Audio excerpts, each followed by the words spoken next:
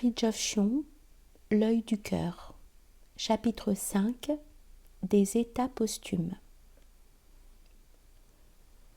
Le point de vue spécifiquement religieux, donc propre aux seules traditions d'origine sémitique, se caractérise entre autres par sa tendance à nier tout ce qui n'intéresse pas l'homme comme tel. Il niera par conséquent l'immortalité de l'âme animale, et aussi ce qui revient au même, à certains égards, la transmigration de l'âme à travers des existences non humaines. Toutefois, on peut parler ici de négation que d'une façon tout extérieure et fort relative, car il n'y a pas d'erreur dans les révélations.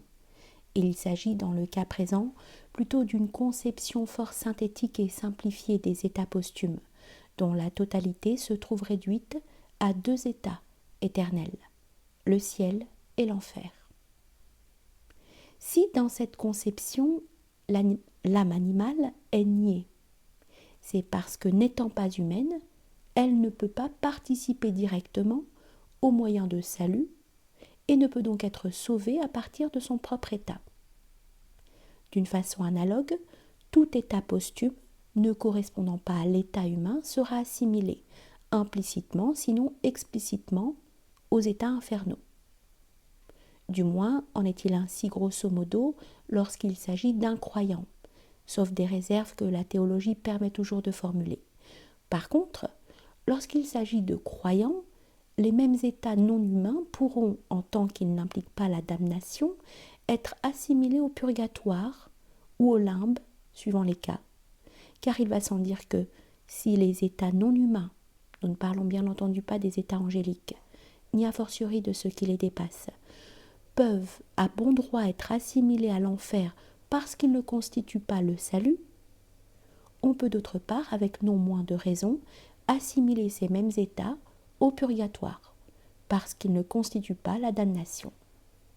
Par conséquent, lorsque païens et hérétiques sont déclarés exclus du salut, et dans la mesure où il en est ainsi, cela ne saurait signifier, ésotériquement parlant, qu'ils doivent entrer dans les demeures infernales.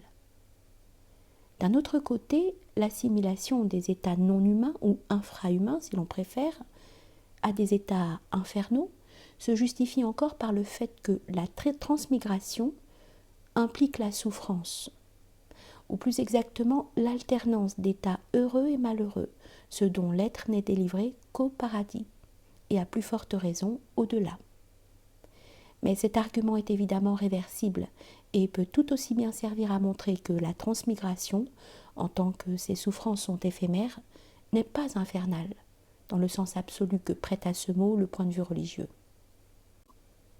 Ces considérations aideront sans doute à comprendre que lorsqu'une religion condamne les infidèles au feu, malgré l'absence de responsabilité chez la plupart, cela ne saurait signifier que tous doivent aller aux séjours infernaux, mais simplement qu'ils doivent renaître, puisqu'ils ne disposent d'aucun moyen de grâce propre à garantir une renaissance humaine dans un monde paradisiaque, dans des états périphériques, c'est-à-dire analogues à ceux des animaux et des plantes, sans aucunement être damnés pour cela. Ce manque ou cette incapacité touchant ce qui fait la raison suffisante de l'état humain, et par conséquent de toute tradition, constitue la définition même du paganisme. Si donc les païens, et avec eux les hérétiques, dont le cas est semblable puisqu'ils rejettent ou altèrent les moyens de grâce, ne vont pas nécessairement dans le feu de l'enfer, ils ne vont pas moins dans le feu de la transmigration. Les exceptions individuelles, toujours possibles et dues à des causes également exceptionnelles, ne sauraient suffire pour justifier les paganismes et les hérésies en eux-mêmes, ni par conséquent pour rendre illégitime le rigorisme religieux. Comme nous venons de faire allusion à l'enfer, il nous paraît inévitable de répondre à une objection trop souvent formulée, et qui met d'ailleurs crûment en lumière ce que le point de vue spécifiquement religieux a, par son anthropomorphisme même, de provisoire et partant de vulnérable. C'est l'objection amplement exploitée par les athées, mais forcément mal réfutée par l'exotérisme, qu'il n'y a aucune commune mesure entre un acte, si mauvais soit-il, et une punition sans fin, ou en d'autres termes, qu'une cause limitée ne peut pas avoir un effet illimité. Cette objection comporte une vérité indéniable, et elle montre même que le ciel et l'enfer ne sauraient être éternels au sens propre du mot. Pourtant, si l'objection est vraie en soi, ce n'est cependant point au détriment de ce que la révélation religieuse a réellement en vue. Car outre qu'il est parfaitement légitime en langage humain de dire qu'une action est récompensée ou punie par Dieu, ce n'est pas telle action qui est punie, mais telle attitude ou tendance foncière et partant irrémédiable. L'action pécheresse ne représente donc qu'une manifestation ou un symbole de cette attitude ou tendance. Autrement dit, ne vont en enfer que ceux qui, si Dieu les en sortait, feraient tout pour y entrer. La perpétuité de l'enfer est donc moins dans la rigueur du jugement que dans la nature des damnés. Dieu n'est point soumis au temps, et pour lui la punition, comme aussi la récompense, marque un aspect essentiel de tel être, au même titre que les actions ou attitudes qui, au point de vue humain, semblent avoir provoqué soit le châtiment, soit la rétribution. L'individu est ce qu'il doit être selon sa possibilité, c'est-à-dire qu'il est une expression nécessaire de la toute-possibilité. Les possibilités particulières n'ont d'autre explication que l'infinité de la possibilité universelle, et on ne saurait les expliquer par des considérations morales. Selon une expression hindoue, la condition humaine est difficile à obtenir, ce qui signifie que, pour l'être en transmigration, les chances d'entrer dans un état central tel que l'état humain précisément, ou de s'y maintenir après la mort, s'il s'y trouve déjà, sont incommensurablement moindres que celles de tomber dans un état périphérique, tel que celui des animaux, des végétaux ou même des minéraux. Cette disproportion s'exprime le plus clairement possible dans le symbolisme géométrique, auquel nous venons d'emprunter nos termes. Même en remplaçant le point géométrique par un point visible, donc par une circonférence aussi réduite que possible, c'est-à-dire jusqu'à la limite de la visibilité, l'étendue de ce centre sera toujours infime comparée à celle de la circonférence. Que l'on se représente une pluie arrosant un terrain, dont le centre serait marqué par un caillou, il y aura infiniment plus de chances pour les gouttes d'eau de tomber sur le terrain que sur la pierre. Et cette image convenablement transposée permet d'entrevoir non seulement pourquoi la condition humaine est difficile à obtenir, mais aussi pourquoi cette condition, ou dans tout autre monde, la condition analogue représente Dieu sur terre. C'est en effet à partir de cette condition seule que l'être peut réaliser Dieu et sortir par conséquent de la transmigration, le samsara. La raison suffisante de l'état humain, sa loi existentielle, dharma, c'est d'être un pont entre la terre et le ciel, donc de réaliser Dieu à un degré quelconque, ou ce qui revient au même, de sortir du cosmos, tout au moins du cosmos formel. Ceci explique d'ailleurs pourquoi toute morale sacrée insiste sur l'importance de la procréation dans le mariage et ne voit dans celle-ci pas d'autre fin.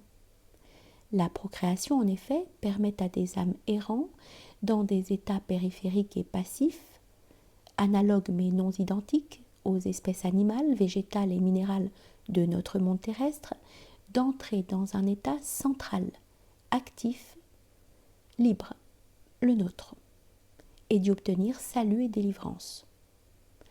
La femme, si elle peut garantir, comme c'est le cas au sein des civilisations traditionnelles, à ses enfants des moyens de salut, accomplit donc une œuvre infiniment charitable par sa fonction maternelle. La mère est ainsi une porte sacrée vers la délivrance. Il n'y a aucune contradiction dans le fait que la morale chrétienne veuille simultanément la procréation et la chasteté, et même cette dernière avant tout, car ces deux fonctions n'ont pareillement de sens qu'en vue de Dieu. La chasteté d'une manière directe, intérieure, verticale, mystique, et la procréation d'une manière indirecte, extérieure, horizontale, sociale. En d'autres termes, l'une est qualitative et l'autre quantitative, dans un certain sens du moins. La chasteté, loin de contredire la fonction de la procréation, correspond donc, non point en elle-même, mais en vertu du rôle effectif qu'elle tient dans telle voie spirituelle, à ce qui fait la raison suffisante même de l'état humain. Sans la chasteté, dira-t-on, selon cette perspective, la vie n'a pas de sens. Mais sans la procréation, il n'y a personne pour être chaste. Il faut donc adopter un point de vue qui concilie ces deux exigences. L'homme qui procrée doit en effet réaliser la chasteté selon les modèles appropriés. Et de même, mais en sens inverse, l'homme chaste doit procréer selon les modes qui exigent sa fonction. C'est-à-dire l'homme marié doit être chaste, d'abord à l'égard des femmes autres que celles qui lui permet la loi religieuse, ensuite dans une certaine mesure aussi à l'égard de la sienne, et enfin envers son âme, dont la position par rapport à l'esprit est féminine. Quant à l'homme ayant fait vœu de chasteté, il doit procréer à son tour, mais spirituellement, et il le fera d'une part par la transmission des vérités et grâces spirituelles, et d'autre part par le rayonnement de sa sainteté.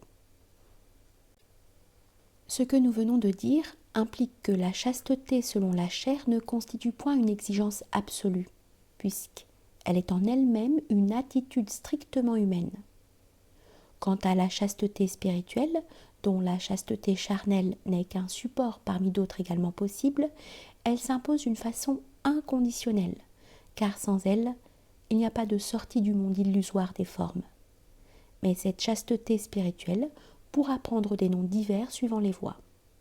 C'est ainsi qu'en islam, elle devient pauvreté, en sorte que les fonctions de procréation et de chasteté peuvent se cumuler ici, même sur le plan charnel. Mais revenons après cette digression à la question de la possibilité qu'offre l'état humain, et dans d'autres mondes, les états analogues, de sortir de l'indéfinie ronde cosmique. L'homme, afin de pouvoir réaliser cette libération, doit déjà posséder une certaine liberté éminemment supérieure, dans sa nature même. Et cette liberté, c'est le libre arbitre qui élève l'homme au-dessus des êtres passifs, tels que les animaux. Mais c'est aussi ce qui, par un tragique paradoxe, inhérent du reste à la création comme telle, permet à l'homme de ne pas tenir compte de sa loi existentielle ou innée, ou disons du sens de sa vie. Dans ce cas, il ne sera homme qu'accidentellement, ou en quelque sorte par hasard, et non point nécessairement ou par définition essentielle. Il résulte de ce que nous venons d'exposer que la raison suffisante de toute forme de révélation consiste à réaliser de la manière la plus ample possible ce qui constitue la raison d'être de notre existence même. Nous voulons dire que la tradition doit s'adresser à toutes les aptitudes, même les plus modestes, en usant, comme le font les anges, de différents langages spirituels, mais toujours conformes à l'idée fondamentale. La tradition fournira donc à celui qui répond par sa nature à la définition homme les moyens de réaliser sa fin dernière. Être parfaitement homme est devenir Dieu. Et d'autre part, à ceux qui sont hommes, en quelque sorte malgré eux, le moyen non pas en premier lieu d'aller à Dieu, mais de vouloir y aller, donc de devenir avant tout pleinement homme.